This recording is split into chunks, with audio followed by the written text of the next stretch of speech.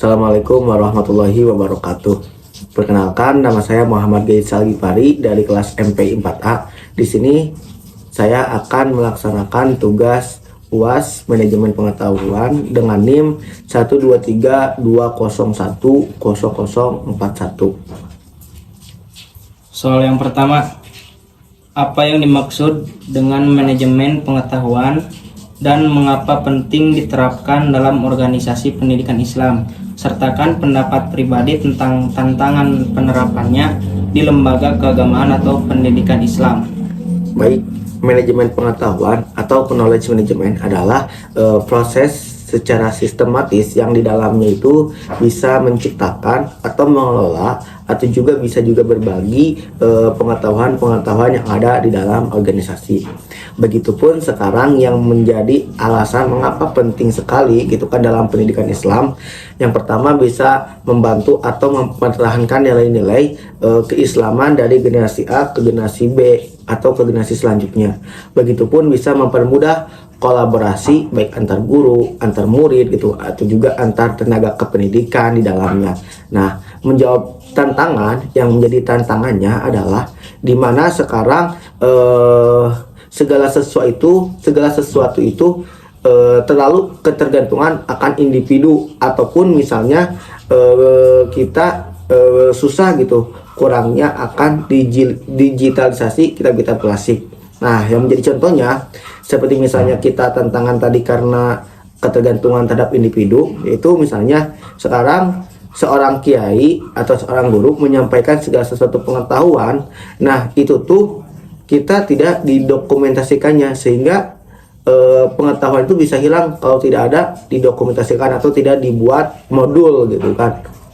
Baik. Soal yang kedua, jelaskan perbedaan antara tacit knowledge dan explicit knowledge. Berikan contoh nyata dari dunia pesantren, masjid, atau organisasi keislaman. Baik, perbedaan antara tacit knowledge atau explicit knowledge. Nah, kalau tacit knowledge itu seperti misalnya segala sesuatu yang berdasarkan akan pengalaman gitu, atau berdasarkan melalui adanya indera pengetahuan. Nah, indera yang kita punya. Nah, contohnya itu misalnya sekarang di dunia pendidikan, di dunia pesantren, kayak seorang kiai itu mengajarkan santri. Nah, itu berdasarkan akan hikmah dari pesantren atau pengalamannya gitu kan. Seorang murid belajar ke guru gitu kan, kayak pengalaman waktu mondok. Nah, itu sebagai tacit. Begitupun dengan eksplisitnya adalah misalnya sekarang pengetahuan yang sudah didokumentasikan atau yang sudah dibukukan, seperti misalnya kita tahu bagaimana tata cara sholat. Nah, itu bisa menjadi turun-menurun kalau sudah dibukukan. Misalnya ada buku yang namanya buku panduan sholat atau modul belajar. Nah, itu menjadi sebuah contoh gitu kan. Soal yang ketiga, bagaimana proses knowledge sharing dapat dibangun dalam organisasi berbasis nilai-nilai keislaman? Kaitkan dengan akhlak kerja, kepercayaan, dan budaya kolegial.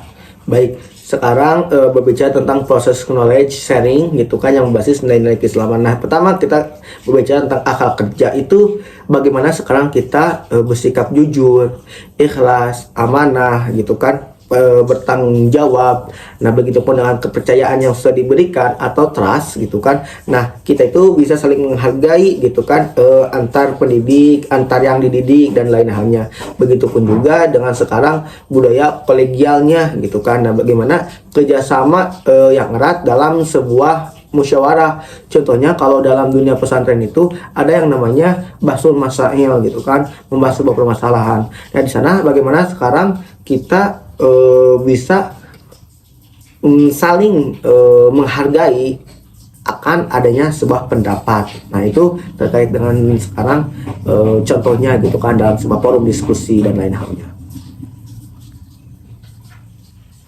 Soal yang keempat, sebutkan dan jelaskan tahapan dalam siklus manajemen pengetahuan. Mana tahapan yang menurut Anda paling krusial dan mengapa? Tunjukkan contoh penerapan dalam konteks organisasi yang Anda kenal. Baik, sekarang tahapan siklus terkait dengan knowledge management. Nah, tahapan pertamanya itu kita tentu aja ya, seperti misalnya di dalam manajemen lainnya itu POAC ya.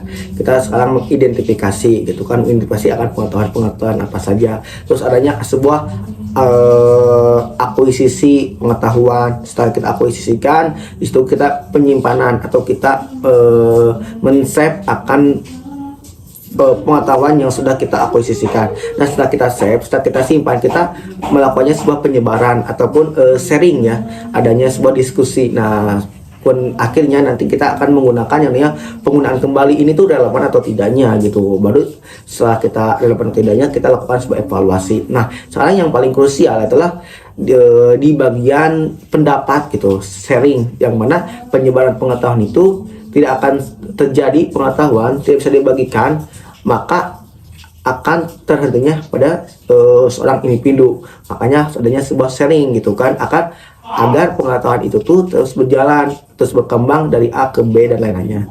Contohnya adalah adanya sebuah program mentoring gitu kan, dari guru atau dari sekolah yang berbasis Islam. Misalnya sekarang seorang guru dia mampu menyebarkan informasi kepada muridnya, dan muridnya untuk menyebarkan lagi di generasi selanjutnya, itu adanya kayak forum diskusi, forum sharing gitu kan. Baik. Soal yang kelima, apa peran teknologi informasi dalam mendukung sistem manajemen pengetahuan? Refleksikan juga potensi dan tantangan penggunaan teknologi di lembaga berbasis keagamaan. Baik, sekarang peran teknologi dan lain halnya di berbasis keagamaan. Nah, peran teknologi itu adalah bagaimana kita bisa menyediakan platform atau penyimpanan pengetahuan. Misalnya sekarang adanya teknologi adanya Google Drive, adanya LMS gitu, itu menjadi sebuah wadah untuk menyimpan platform-platform akan pengetahuan tadi. Pun dengan yang kedua adalah bagaimana kita bisa mempermudah aksesnya gitu.